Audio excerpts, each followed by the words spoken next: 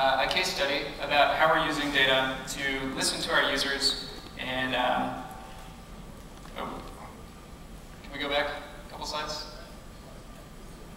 Back. Okay, great, Airbnb. Cool. So, like I said, I run data science for Airbnb, and I'm going to take you through a case study of how we've used data to listen to our customers, improve upon the product, and make the business more scalable. In particular, this is a story about a feedback loop between our customer support and product teams. And it begins in the very early days. This is a picture of Airbnb when it first started in an apartment on Rouse Street, just a few blocks away. You see Brian, the CEO, over here on the right. You've got Nate, you've got Joe over there. And at that time, Joe was, among other things, our head of customer support and the entire customer support team itself. If you call the customer support hotline, you got Joe's phone number, and you talk to him. In fact, people still call Joe's phone number and ask him random questions about the site. But what was great about that is he could then look across the table to Nate and two of our other engineers and tell them exactly what the person who just called had an issue with.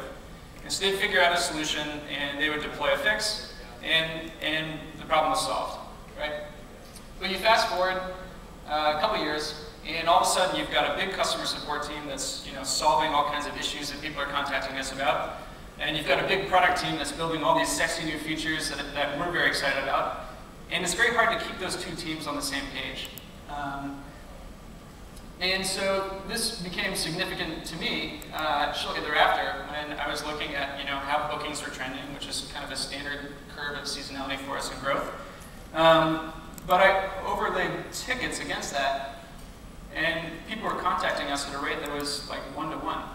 So here we thought we were building this really efficient platform that people were able to use at scale and find great places to stay. But really, from this perspective, we were like a phone-based booking service. Like if you want to book on Airbnb, you just call us. So this is not what we aspire to, right? This is a problem for a bunch of reasons. Number one, Airbnb was growing very, very heavily, right? And so if people are calling us at a 1-to-1 rate, and over the course of the following year, we expect to grow really heavily, then we've got a customer support team that's already stretched pretty thin, and they're going to get slammed over the following year with all these additional contacts. So we had to figure out a way to help them scale. But I think more importantly, this also represented a really buggy user experience that we didn't aspire to. We wanted to build something that was very streamlined, very easy to use, and we had basically lost that feedback loop between customer support and product, and we'd also stopped listening to the customer. And so we wanted to find a way to fix this. So how do we do that? First, we started by creating a metric that would track the success of this project, of bringing down the rate at which we're being contacted. And the important thing here is we did a lot of research up front to make sure that we set up the metric correctly. We wanted to be sure that when we did something, the metric would move and not otherwise. So we wouldn't find out halfway through the project that actually we thought we'd been doing all this great stuff, but really it's just seasonality that brought it down. So when we thought about the contact rate, our business, again, is very seasonal. We realized there's kind of a bimodal distribution to the contacts where people would contact us around the time of booking and around the time of the trip, checking into their listing. And so we centered our metric around that concept. Then second, and this is a point that I think many companies tend to skip, but this was really important for us. We invested in good data up front, right? So we're getting all these tickets that people were contacting us about, and we wanted to make sure that we had a way to analyze that data to figure out what is the most significant issue that people are bringing to customer support without having to go directly to the customer support team and ask every individual agent. So we came up with like a hierarchical tagging system. We had kind of granular issues in children. We had parents of those children, kind of topics for different categories for those issues, and then grandparents. And what was really useful about this is this could help us quickly hone in on the most frequent thing that people are having trouble with. But that didn't actually get us to the point of solving the actual problem. It just showed us, like a broad issue that people had. Right? And so we created this concept of air divers. This is a small team that we put together, and their goal was to turn qualitative information into quantitative.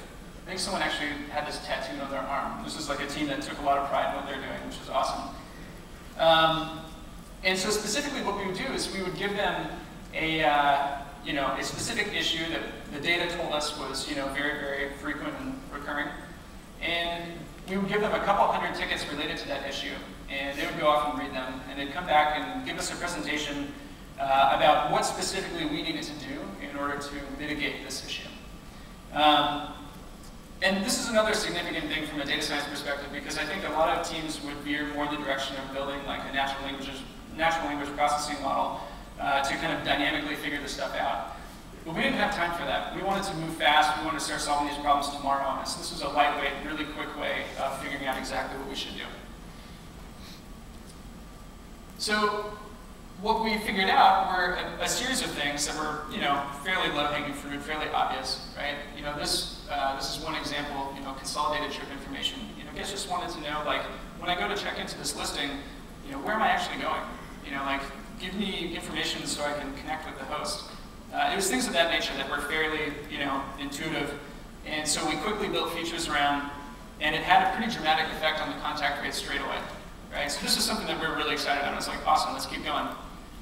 Then we looked at hosts, and we looked into, data related to tickets coming from our host community, and figured out that there were a series of tools and features that they needed to do better at what they were at hosting, right? And so we built features around that, and again, had a pretty profound effect on this contact rate. We went back to the data. We had a bunch of new users who were contacting us, asking questions about like how the product worked, how to kind of move from one step to the next. And so we built a bunch of tutorials around how to navigate through kind of our flow. Again, that had a pretty significant effect.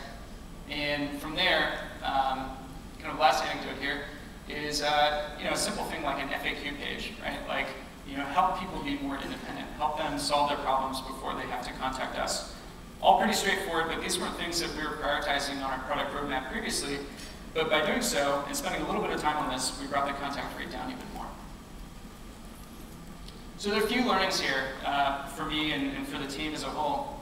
The first is begin with a very clearly defined problem statement. I think this is useful generally, but this is certainly true for this project. Second, establish a metric that tracks success. Make sure it's something that you clearly understand and will only move when you do something. Number three, invest in good data. This is something I can't emphasize enough. By spending the time up front to make sure the data we had was really clean and reliable, we were able to move much faster later on. Number four, start lean and widen the team as necessary. This project began with just me and our head of product. And we would slowly bring people in as we felt they were needed. But this helped us move super fast. So finally, we could just focus and execute. And so, by doing all this, we're able to bring the contact rate down over 75% in a very short amount of time, which is a huge win for the scalability of the company, but also for like the user experience that we aspire to. And so this is something that we began back then. It's something we still do now. It's something we still take very seriously. And we continue to leverage the customer's voice for setting the product's roadmap. Thanks very much.